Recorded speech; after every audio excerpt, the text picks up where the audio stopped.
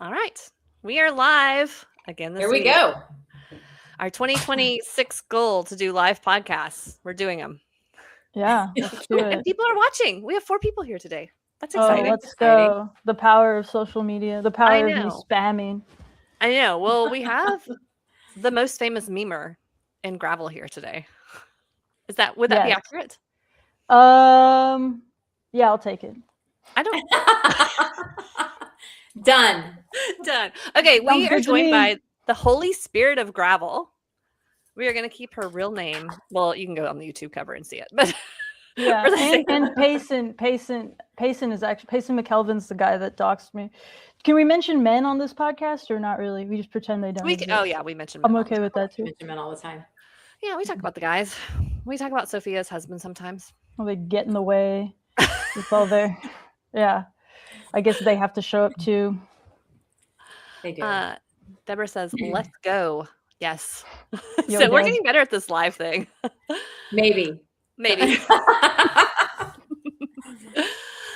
Okay. Well, Holy Spirit of Gravel, you're actually the first person that we haven't interviewed before that we're interviewing this year, and so we're going to throw back to our old question that we always ask of tell us like how your journey, how you got on the bike. I don't actually know how to ride. I just make fun of everyone that does. No, That's not true. I've seen you it's with al- lots of bike pictures.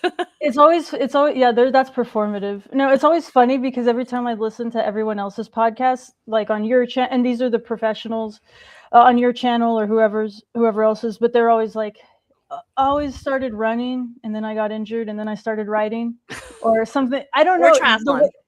Right, Yeah. or they were exactly, and the way they always frame it if they're not like they didn't start as like in youth leagues or something, it's always framed as I don't know a certain way coming into it. It was always funny to me because like I was always like, well, if someone were to ever ask me, I would just say, well, I learned when I was like 7 or 8, and then I just kept riding, like I never stopped. But I learned, I've always just been a normal person riding a bike. Like I did some like alley cats when I was like in college. That was a thing. Like when riding fixed gears was like way more of a thing than it is now. And I guess fixies are what got me into like caring about my bike, because it was like you'd always really want, that was sort of the early days of now where like you would get different tires or different wheels and different kind of bars and customize it, and those bikes are super easy to mess with. And then I just wanted a bike with gears. I got the bike first, it was a Surly, and then I found all of this, and I started looking up my bike on YouTube that I had got, which was around like 2020. But it was before the whole like COVID get your bike thing. But yeah, I didn't know any of this existed. Then I got into it later, and then I saw it exists. So much of the sport of gravel exists online, in like the online space. Yeah. And there's so much going on there that I think is really funny, and that I didn't really see in any other kind of sport that I follow. Which like I watch like traditional sports, I guess, like NBA or basketball, baseball, whatever. My family is like a big sports family. So I grew up watching all kinds of sports. So then these last couple of years when it started getting like really into this, like, let's make the pro league very serious, it's it felt natural to me to start caring about that and then making commentary on it, because it didn't really seem like that many other people were. Interesting. It's interesting to think about it being an online space, because I've been doing it from a very different perspective and don't really think about it like as an online space. But what you're saying, I mean, it's totally true. Like that's been a big factor in how we've been able to grow the sport of gravel, where now we have to wonder if there's still the spirit of gravel. I mean, to me, I think it's like if there's people around that like can receive the jokes I make and like receive them well and make fun of themselves, then I think like absolutely there is a spirit still. Or if like you still have these events where it's still 90% of the people going are just like normies, then yeah, you'll have it. Like there is a lot of commentary right now. I hesitate to like, I'm not saying this is like a pejorative, but there is lately, I have seen a lot of, I classify it as like, an old man yells at clouds thing. And that's not me being ageist. These people aren't old, but it is this, like, a lot of the older pros that are in their sort of twilight, maybe not retired years, are like, the spirit of gravel is dead. Oh, they've been doing that for like 4 years. And so, yeah, but I think really what they felt was like the nail in the coffin, seemingly, is like the whole, the lifetime is like getting serious and not picking like influencers anymore or social media types. Like, they're only doing it on merit now, and everyone's like, yeah, it's dead. Yeah. And I'm like, I don't know. Like, I think that's a good thing. That doesn't mean anything about the spirit, but. Agreed. Well, I think a lot of those people came from the World Tour, and I've had this conversation with some of them. So they came from the World Tour. They came in with all this amazing fitness. They did really, really well in gravel. They found the space that was very different competitively. And now the field has leveled up to a competition level where they can't kind of coast on their World Tour days anymore. So they're like, oh, it's really serious. I have to go back to this very serious training. And that's not like they retired. And I've had this conversation with certain people, and I'm like, you had your chance, and this is the chance for other people to build their path. I actually just had this conversation, and she's not like this at all, but with Heather Jackson's husband, we were talking about like I was getting a sneak peek at what she's doing this year, which is batshit crazy. And I can't say what it is on the podcast yet, but, and I was like, she earned it. Like, she built her career. She worked with her sponsors. She built those relationships over years and years. And now she gets to do what she wants. And she's not complaining that the Grand Prix field is too competitive and she doesn't want to train that way. She's like just finding a different path. And I think some people want to have their cake and eat it too. Yeah, you just gotta show. I mean, you make your funny reels and show up on podcasts and do all this content stuff. And if you have a nice personality, people will latch on and like you and support you. Or I mean, because this isn't like a spectator sport in the traditional way. It's like, I mean, sponsors want you to sell stuff. That's why they pay you, because they think people like me will buy it. So, yeah, I mean, if you're good at doing that. But also people that maybe don't want to do that, but also want to be taken seriously as racers. Like, I do think it's good that Lifetime has that space and is nurturing that space. Yeah, I think I think the spirit of gravel lives in the fact that each event is different. Each event is approachable from a different perspective. Each event caters to different strengths and different weaknesses. And I think, to me, that's where, you can line up at a start line according to your own journey, so to speak. And so as long as we're doing that, I don't see how this quote unquote spirit goes away. I mean, I do think we've seen the pros, like previous World Tour pros that, as Catherine was talking about earlier, just coming into the space, and now they're like, well, can you make a category for me? Can we have an old retired pro category? And I'm like, it's called age group. Yeah, it's age group, guys. And whether or not you want to, age group is like a slur to some of these people. So it is. But what's so funny about that is when you opt to race in the age group category, it is really cool. Like at Big Sugar, Jeremiah Bishop raced in age group category. Former pro, amazing human, great rider. He raced age group. And those guys that were on the podiums with him thought it was the coolest thing ever. And I'm like, that to me is like the spirit of gravel, right? It's like you get to show up and maybe you get to end up racing a former pro that you admired and thought was like, kick ass. And now you're sharing a podium step with them. You're not going to beat them, but you do get to share. And then, I think Jeremiah actually got second, so he did get beat. But good for him. I mean, like his training has shifted, so it's like he doesn't have to win if he's racing age group. Anyway, it's a whole. Yeah, he comments on some of my memes, so that's how he's entered the age grouper space, the gravel dad space. If he's the gravel dad, the normie, the gravel and replying to what are all of our terms? Yes. I feel like we need to understand. So I will say this because I had a couple of conversations. Okay, so there was an account That was kind of around the 2020, like early days when we were doing stuff, and it was it was the Spirit of Gravel, and they were kind of mean. They would make a lot of mean comments on people's stuff, and so then when your account started popping up, and some of the people that were a little older age group were like, "Oh, that account is making fun of us again," and I was like, "No, I've actually talked to her. She's lovely. She's a super fan of pros. Like, it's not the same account."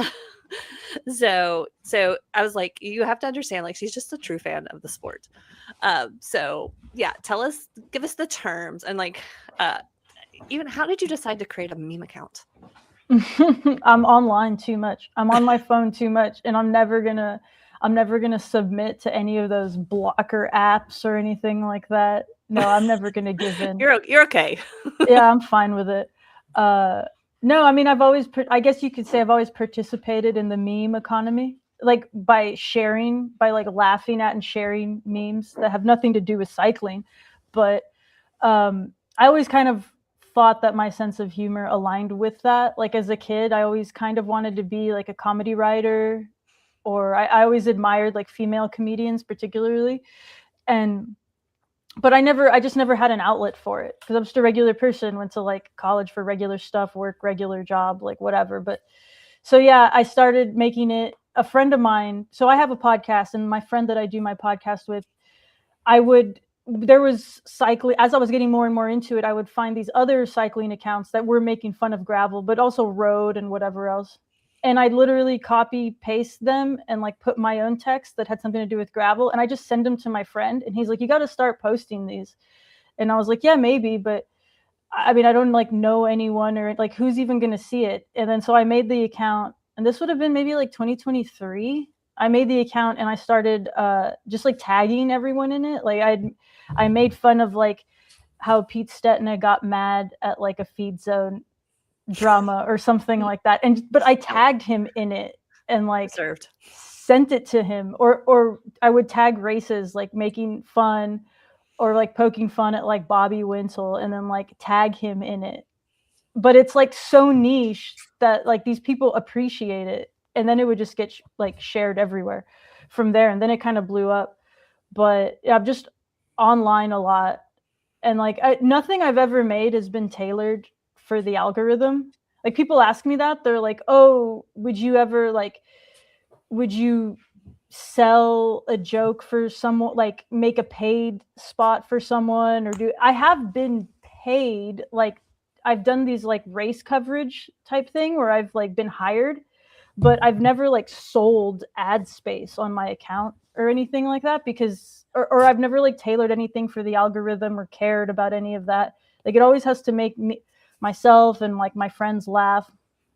But I guess like I just kind of, I don't know, I saw like it is cool when you see yourself being made fun of in like a referential, like niche deprecating way, and you can look at something and be like, "Oh yeah, like that's so me," you know, in like all aspects of life. Like I think that's when memes about anything are like at its like work at its best and have the most power that they can have. So then yeah, it's just like making fun of normies, or making fun of normies like being into pros, or making fun of the pros themselves for carry. You know, it's just like so many of my earlier jokes were like, is this even like a real sport? Like, are we all like, or like a lot of my jokes are just like, for all the 16 people that care about this sport, like this is for you kind of thing. So yeah, it was just about like having that voice in the sport, because there wasn't one, but there clearly was so much online controversy, because I did start it around one of those where I was like, okay, there's just too much here, around one of those like Spirit of Gravel debates. Like it's so funny because it seems so far gone now, of like getting mad because someone stopped but someone else decided to wear a camelback or something. Yeah. Like that's so far gone now. But that used to be, that was like, I remember when that was it was like just that act had like a Velo News article about it. And so, and like there were people that were crying about that act. Yeah. And so that, I mean, that's like a completely absurd and like should be highlighted on the internet if no one else was doing it. So yeah, I mean, it just, I don't know. It's like, why didn't I start a meme account sooner? It makes more sense to me. It's like I was always doing stuff like this, kind of joking around online and whatnot. but I didn't really expect it to blow up the way it has. But I mean, I also go to race. Like when I went to Unbound last year, and that wasn't anything to do with my account. I was just, ever since I found out about it and very quickly realized it is such a big deal, I was like, I'm going to one of these. And then when I realized that, oh, they do, I guess you guys switch the course every year is like how that, every 2 years. Mm-hmm. And then everyone was like, well, the North course is like the more, like the harder one, quote unquote, or like the kind of more iconic one. I guess that's like what I gathered from it. So then I was like, oh yeah, I want to do that one. So then I made it a point, and like my parents really helped me with all that. They were my crew, but yeah, going to Unbound like had nothing to do with the account. That was just me wanting to participate. You part of the community. Yeah, I would do that. I would have done that anyway. And then, but then there was something I did that was like that race in Iowa, Core 4. They got in touch with me and they hired me to go out to do their, I did it with Amanda Sheik, and like we did their race Instagram coverage. And that was a whole other project that was really, really fun and cool. And like, there's going to be more of that later this year. But, so yeah, I don't know how I memed myself into being like in this position, but it's really cool. Yeah. That's fun. That is cool. Do you have like a favorite meme that you've done, or one that you're like, oh, I always go back to that one, or that one got a lot of attention? The one that kind of blew me up, where like there were pros following me here and there, but the one that truly like, yeah, made it like, who is this person, was I made fun of people that go train in Girona and like how they're gentrifying Girona, like gravel cyclists. And they kind of are. I only knew about that because I clued in because I was listening to these podcasts and everyone was mentioning Girona, which I'd only ever heard about before, just because, I mean, like I've traveled in Europe a lot. I'd never been there, but I just knew it was this town in Catalonia in Spain. But I mean, I didn't know like why it was so important or anything like that. And then, yeah, I did a joke about like, when this type of haircut rolls into, like, you know, like the basis of it is sort of like gentrifying, like when this haircut shows up, like the price of lattes are going up. But I just did it like the price of tires are going up or something. But that one was the one that like, that one got a lot, like reposted a lot. I got a lot of DMs like, who are you? Like people thought I was like secretly a cyclist out there, because they're like, how would you know that? But I'm also like, you guys just talk about this stuff all the time. I don't have insider knowledge. Now I do with some stuff, but that's another story. But yeah, like that was the one that blew. That was the year before last. So I don't think that was this past year. Was that earlier? 2025? I don't even know. Yeah, it was earlier. Yeah, so it was almost like a year ago that I made that meme, because they were still talking about wintering in Girona. Yeah, it was almost a year ago. That's the one that really like blew it up. Yeah, well, I think Payson went over there and he started doing podcasts with everybody that was there, so it kind of like highlighted. Yeah, Payson. It highlighted. He's always talking about something. Yeah. I think it's interesting. Like the pros seem to really like you making fun of them. Why do you think that is? Because I acknowledge their existence. Who not many other people do for some of these. Because in making fun of them, I do have to like take them seriously, and like I know enough about them and know enough to like, it's very clear that I care, and I think that that's why they know I don't.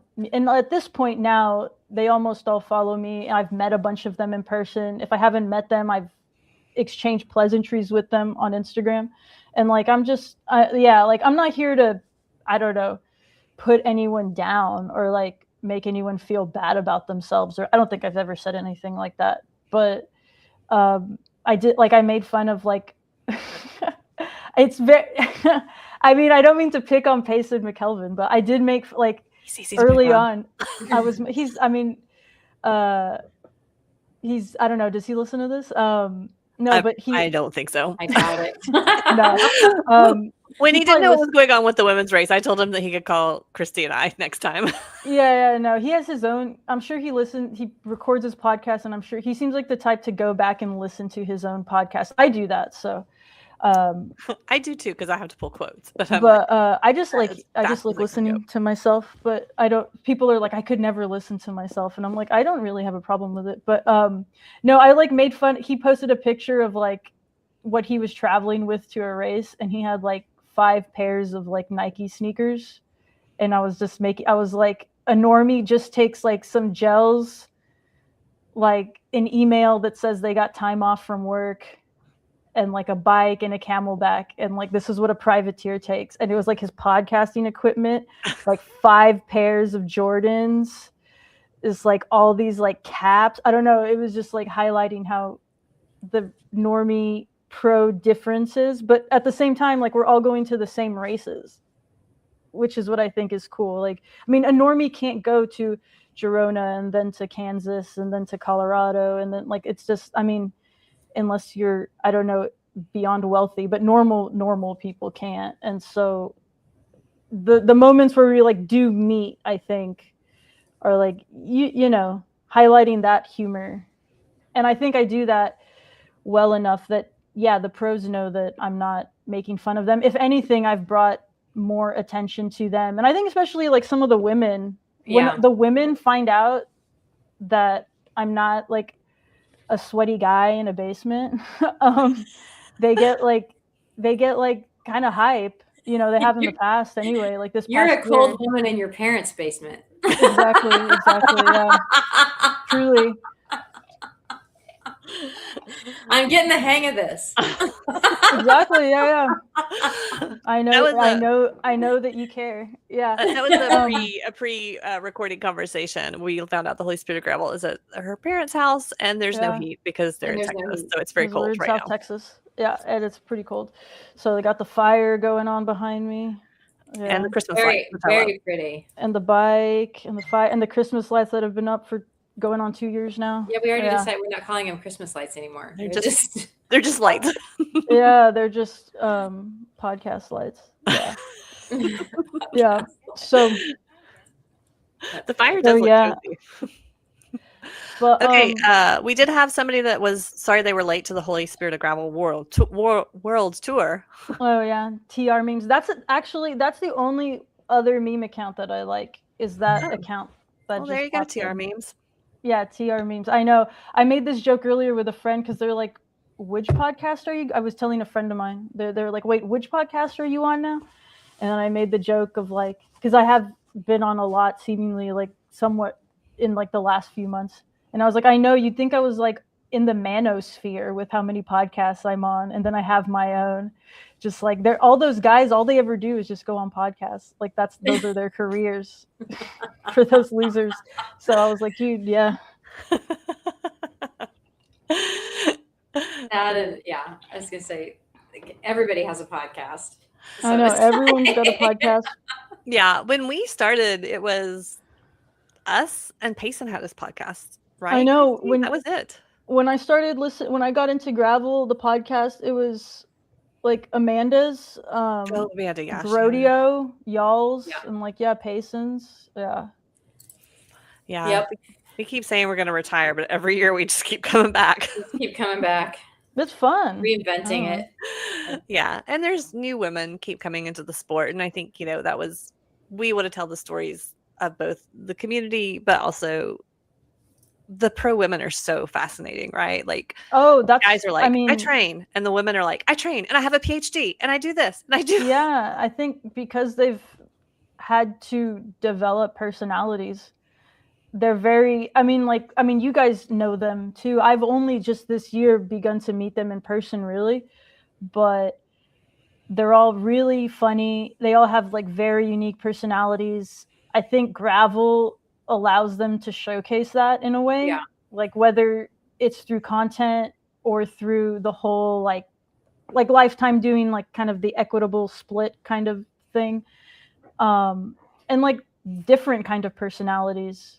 But I think they're all like very, very cool. I admire them a lot. And like like I was saying earlier, once they've all found out about me, they've all been really cool and wanted to get to know me more or had me around and stuff. I've been in a few privateer Airbnbs just goofing off. Level up.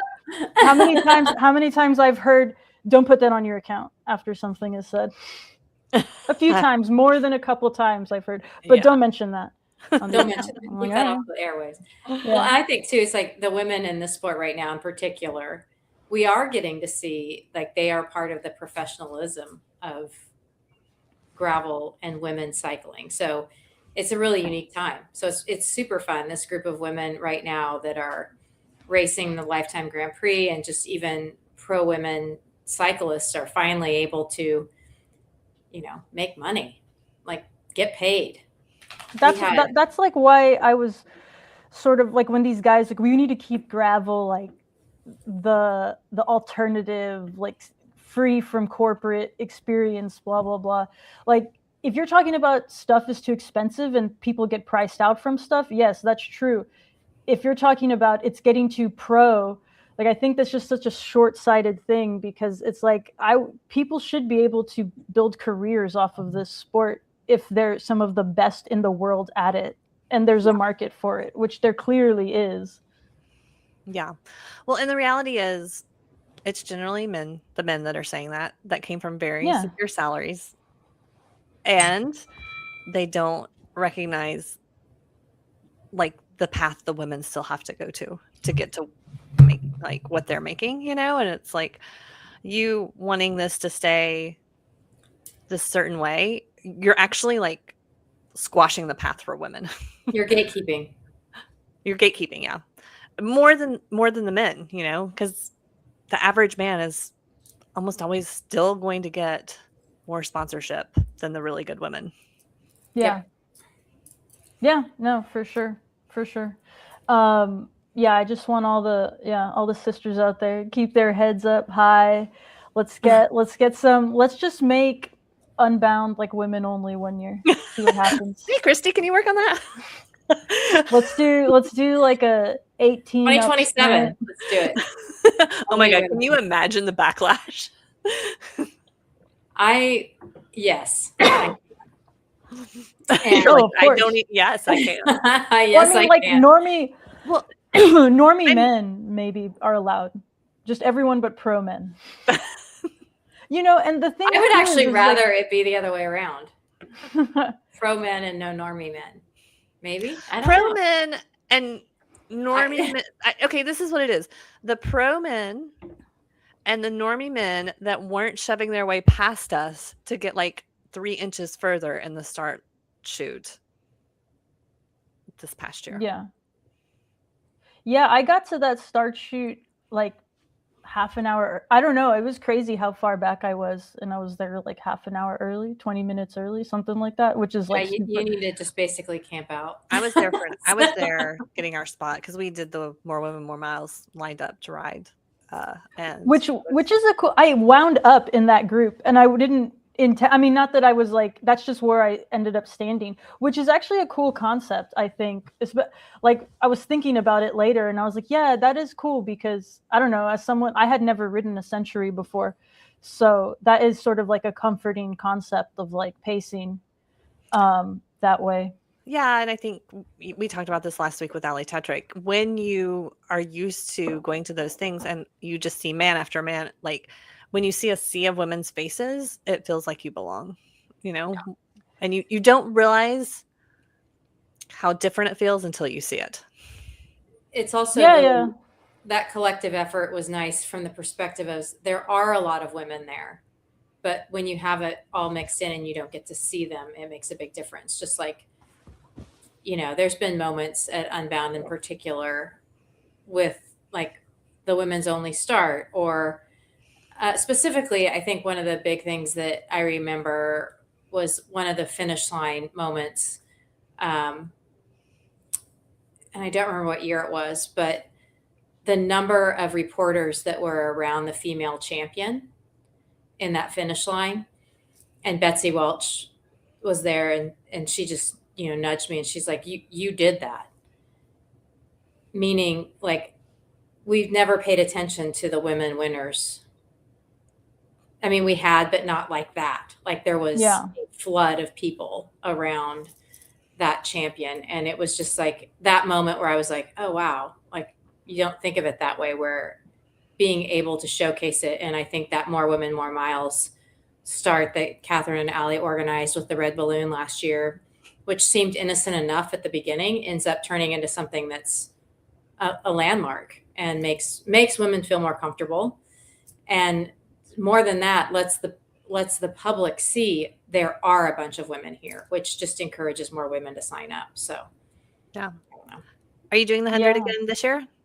No, I'm not gonna. I think it's like a big obligation to like go, and from just like having a regular job and like being. I mean, we drove, and it was like a day's drive going up, but it's like, I don't know. I have to space that out, I guess. I might go not to ride, maybe if like some media opportunity or something like that with the brand or like however that pans out, because there's stuff going on, but not to ride. No, I'm never riding. I don't know if I go. I was sort of thinking like, oh, should I try to do the 200? Because I did the 100. Should I try to do the 200? But I'm just like, nah, I can't have, like this last time there was, and I'm not even as public facing then as I have been now, but there was a lot of people that recognize me. I don't really know how out there. And I was like, I can't be out there for that long and like suffering and have people recognize me. And then everyone's going to want to make their own memes, which they would be welcome to, but I don't know. Actually, I think if you're just going to if you're going to do a live, an Unbound without any group of people, it should just be gravel dads that wear jerseys of their state on them. That's like a type. That is so true. Just there are people, usually men, not exclusively, but usually, that just have a jersey that just says Missouri, or Texas is a big one, Arizona. Give us Wisconsin. What would the gravel mom, like what's that? Oh, okay, so gravel moms, that's the thing. I made one gravel mom. I've made some caps, so I'm working on trying to get merch out with like these taglines and stuff.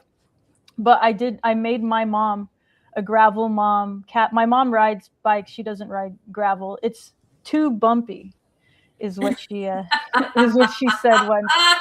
And she has a gravel bike that became my like city bike, and she just rides her road bike now. But yeah, too bumpy. But she's into the vibe and everything. She appreciates the vibe.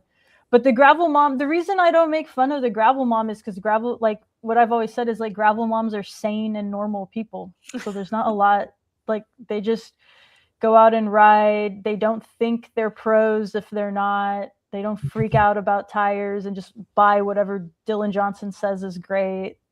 They're a little more stable, I think. But the gravel moms do exist. They do exist. And gravel dads, you don't even have to be a dad or a man to be a gravel dad. I have some gravel dad tendencies myself, but gravel dad tendencies. That's the meme I want. Gravel dad. How do you know you're a gravel dad?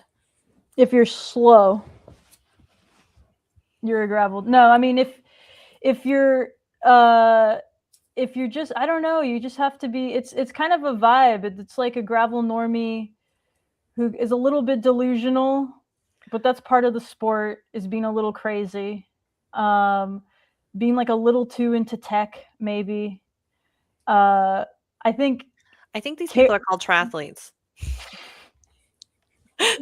We don't mention. That's the last mention they'll ever get on this on this show. No, I mean, I don't know. Like the gravel dad, I did post a gravel dad starter pack. Okay. We'll have to remember that now that you say that. There was if you watch Ben Delaney, or more specifically have fallen asleep during the Ben Delaney video, no offense to Ben Delaney, it's not his fault that they fall asleep during his videos. But, oh my gosh, that's amazing. Yeah. When does Gravel Pro cross the line into normie, or do they? Some of them have normie tendencies, I think. Yeah, I saw a lot of that when I was in Arkansas for Bensonville. So that was, yeah, so I was there, and then they were getting pretty normie-ish at that rave. That well, yeah. When they finally could let their they hair were, down, like they were let their hair down. I saw so many of them had like one White Claw, one margarita, and they were acting it's into the season. a little too insane for someone that had like one tall boy White Claw. But that's the life of a pro athlete, I guess. Yeah, you haven't had any alcohol all season long, and then you're like, yeah, I was with a pro, and they realized that one of their tires was on backwards, like on their bike, like the tread was on backwards, and I was like, there you go, gravel dad. That's so great. Well, like you said, you stay very up to date with what's happening in the gravel world. So what are some of the things you're really excited to follow this year, or some of the stories you're looking for? I'm really excited. I think I've made it clear. I'm really excited to follow the Women's Lifetime Grand Prix. Like, everyone knows I'm a big Rosa Closer fan, but also other women. Like, I'm really excited to see like like what Cecily Decker will do. I think LDC has a lot of stuff in the tank. I'm super excited just for seeing like the concentration of talent, and that you know who almost all these people are. In the men's field, because there are so many people and there's so many new people coming in, and all these random Europeans that are clearly extremely talented but we've never heard of before, and it seems to change up every year. But the women's just has a bit more of like a narrative structure one can follow, and I think I've like posted a lot about some of these women and like in the context of things that they've done or that we've all witnessed, or like the big sprint. Like, I joked about that for like the entirety of like that year, and even going into Unbound this past year. And so I think it's like ripe for like, and not even because I'm a woman or promoting women, like even I just think it's a better viewing product insofar as like we're able to do that and follow it, which is really up to how much Lifetime wants to post about it, how much the athletes themselves have time to post about it, like what this live coverage looks like. Whatever we can see, I do think that the women's field there is going to be pretty interesting. Agreed. Like, I'm excited to see like the Rosa versus Sophia battle, and I think like a lot of people are really hyped about that. And then all these other women coming up, like, yeah, it's going to be really cool. And I hope Lifetime is like on the ball with. And it's hard because it's like I feel like all this stuff is going on for the first time, I guess, like the first few YouTube live streams for like 8 hours and all that, and like organizing that, and it's like a helicopter of just like a shot on someone. I mean, like, yeah, it's super, like, I don't like the time that goes into the production of that kind of thing. Like, I'd be very curious. One of these podcasts needs to have on like the director of production or something, because I want to hear like how all of this gets organized. But yeah, like I hope it's just taking advantage. Like even the women's Tour de France, like it happened right after the men's, and of course a lot of viewership is going to drop off, but it was like shorter. It was like way more competitive throughout. And it just ended up being, to me, more exciting. And I watched the it was so much more fun to watch. I thought I really enjoyed the women's. It's not like I don't care about that, but it just winds up being like more interesting and like tight. It's not just one person running away with it. Yeah. Well, I agree. I'm really excited to see Rosa come over and her versus Sophia. I think that's going to be a good battle. And I really like that both of them are very strong, outspoken advocates for women too. Oh yeah. I think there's maybe a misconception, because I've spent a lot of time in Europe. I lived in London for a while, a few years back. There's this misconception that, oh, Europeans, they're so much more liberal about everything. They're so much more supportive of women. And that's really not true exclusively. Like, they're very traditional in a lot of ways. And sports is one of those ways. The US is, I think, way more progressive in that regard. It's catching up, but over there, like, they're still like, and I've heard from the athletes too, like, not stuff that they said publicly, but there's stuff with the UCI gravel series, which is predominantly European, and what European athletes focus on. There's like a lot to be desired there. Oh yeah, they've said stuff publicly too. So, oh yeah, they have commented. Yeah, I mean, it's still a very male-dominated culture over there, but yeah, I think she is very outspoken. They actually take biking seriously over there, where here it's just they take it a little less seriously, so maybe there's more leeway, and over there they think it's real. And I'm like, no, we should treat it more like how you treat it here. There's probably gravel an in-between. Gravel is the gravel. Just make gravel the main show. Mm-hmm. Do you have any of the writers that you've got to know them, or anybody that inspires you, or that you're like, oh, I really love this story? Yeah, sure. Like, I've in like recent like this past year, so I'll put it this way. When I was in Arkansas for Bensonville, I was invited by LDC, Lauren DiCrescenzo, to like stay with her in Bensonville and sort of document her story along with her mechanic Deb and how they prepare for a race. And so I have a video that I made, sort of kind of like a documentary, kind of just like a cinema verite hang, because I literally just filmed everything on my phone and GoPro, because that's what I have. And being able to just sort of embed, if you will, with them was really, really cool. And I saw like everything, and like we became friends through that.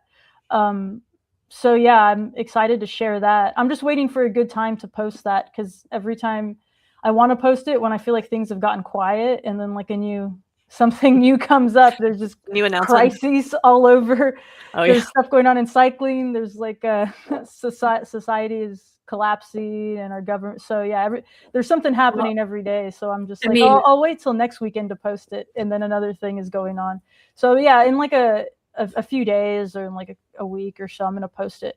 But yeah, I don't know, just everyone I've talked to has like a story and a perspective, and they've been so open with sharing that and sharing their journeys. And I think that it's like relatable to a lot of other women, the whole like having to be like a real adult thing just to get this. And it's like, I mean, these are women too that like could be doing their desk job and making more money, and they're choosing to do this because they want to. And I think just seeing that is inspiring, and like it makes me, the kindness and like the openness that's been shared my way. I'm just like, oh man, like I'd love to quit my job I have now and pursue something more real in this space creatively, where it was just me goofing off on my phone, and even just through stuff that's fallen into my lap and that I've said yes to, that I've sort of like expanded my horizons. And like I've always kind of wanted to like I said, like I always, as a kid, I always wanted to kind of be like a comedy writer, or like I always watched sitcoms, and especially stuff like Tina Fey, for example. Like when I was younger, I was like, oh man, I'd love to be like that. But yeah, I never, it just never was like a possibility. I was just like a random kid in Texas, like who's going to do that? But I don't know, now with this space, and like people, even if it's just like, oh yeah, like someone giving me their number and just like, oh yeah, text me later and we'll talk about it. Just like that openness, because I don't know. I've always sort of, growing up, I always felt like I was kind of looking for more female friendship in my life, or the female friends I did have, maybe I didn't have a whole lot in common with. Like we were still friends, but I was always like more into sports, more into like kind of technical stuff or something, more into like this jokey comedy stuff. Through gravel, I've definitely found that voice. Whereas it felt before like I just kind of didn't really have the language to relate to a lot of other women in my life, but I have now. So yeah, just excuse me, just that all the kinds of connections I've made have been super inspiring to keep going and like see what else I can make of this. I love it. So for 2026, where will we see Holy Spirit of Gravel? Oh geez, I'm still in see because you're incognito. No, not anymore. You have like I mentioned this earlier to you guys before you went on, but this race it was in November here in Texas. Because when the season ends everywhere else is when it starts up again in Texas because it's too hot to do anything here in like the summer, even part of the spring. But yeah, so our race has started up again. So I went to one with my dad, who also is one of the big inspirations for the gravel dad meme. But yeah, we were at a race and a bunch of his compatriots, other gravel dads, were asking for my selfie. So like they all know what I look like now. And my dad was like, wow, I guess this is a real thing. And but there's nothing weird about there could be in the context something weird about a bunch of older men asking for pictures with me, but it was all very above board. But yeah, no, I mean, I don't know. Mentally, I feel like I'm still in 2025, kind of. Sure. But we're almost to the end of January of 2026. I know. Holly, we got to get there. I'm still finishing up some 2025 business. No, but yeah, I don't know. More race. There's some stuff towards the end of the summer. I'm gonna say I can't talk about it yet. I probably can, but it sounds it sounds a little cooler when I play coy and say I can't talk about it yet. No, there's some stuff that's like pretty much set in stone for the end of summer. That's like commentating, live coverage type stuff at races that I'm going to be at. So far, yeah, I think I'm going to be going to some of these early I'm going to Traca. I'm pretty sure. I have to verify I have the time off, but I'm pretty sure I'm going to Girona for that. So getting to go to like the sort of European, is it the European Emporia, the European Bentonville, the European like a Tucson? Completely different vibe. It's no, for sure. Yeah, I would be curious to talk to you after you go because the normie there, I just want your definition of the European normie when you come back. I'm not going to say anymore. But I want you to send me your definition of the European normie. There's so many of them over there. The European normie is probably someone that's like on a Conti team, but there's so many of them so high up. That's probably. I want to when you go, send me your impression of the European normie. Yeah, for sure. Maybe I'll just stay and become one. No, but yeah, that hopefully go out to some of these lifetime races and do some projects. I have a lot of ideas for this sort of embedded content coverage type stuff that I think gravel is like at its best content wise when it doesn't sort of lean in, like the live streams and all that is really great and I'm glad it exists for sure. But I do think it's still not like a world tour bike race. It's something different. And I do think it's best when it leans into being different and leans into the kind of weird stuff. Like my idea for something at a race, like I think someone should just have like a feed zone cam or a feed zone reporter. I think the feed zones are so insane a concept. Like I think you need to have more eyes on a feed zone or like live coverage. I think something static. I think when you follow people in an ATV for so long, you lose the kind of context of what's happening because you're just following someone riding a dirt road. I think when the race is going on and you're still in a place is when you get a lot of weird things. Like when I was at that race in Iowa, I got this clip. I got several clips because I was stood still and we were following them around in this side-by-side ATV thing.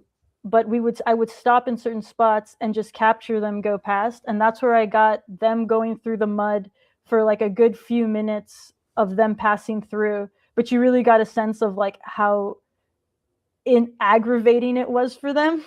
And I was just filming on my phone. It wasn't even like a professional camera with like real tools. And that's also the race where I got, and that's a reel it's probably the most viewed clip on my account, but it's of Axel, French rider. She's on EF now. She just got picked up for their team, and she was injured. I can't remember if she was injured or sick or something, but she was doing Rosa Closer's feed at the race, and she like ran into traffic and like stopped traffic on her own and like did this feed. It was like this crazy moment, but the only way I got that was because I wasn't moving, they were. Mm-hmm. So you get all this stuff. So I think going into it, I want more like feed zone cams, more like, I mean, if you were doing, I think like there should just be like a Little Egypt cam or something like that. It was very funny with the Unbound coverage because my mom texted my whole family. I have a really big family, and she texted everyone saying that I was doing this race and sent them the link to the coverage. Like, it's going to start at whatever time it was starting at or whatever. And so obviously I'm not in it. This is a coverage of the pro race, but my mom sent it to everyone, and everyone, I mean, to their credit, a bunch of my family like put it on. You see me for a split second when like Cam Jones and Simone Pilot passed me towards the end. I am in it for like a split second, but other than that, but I did have my family asking me afterwards what Little Egypt was like. And I was like, well, I didn't do Little Egypt because I did the shorter distance, but something like that was like retained in a bunch of heads of people that don't even ride bikes.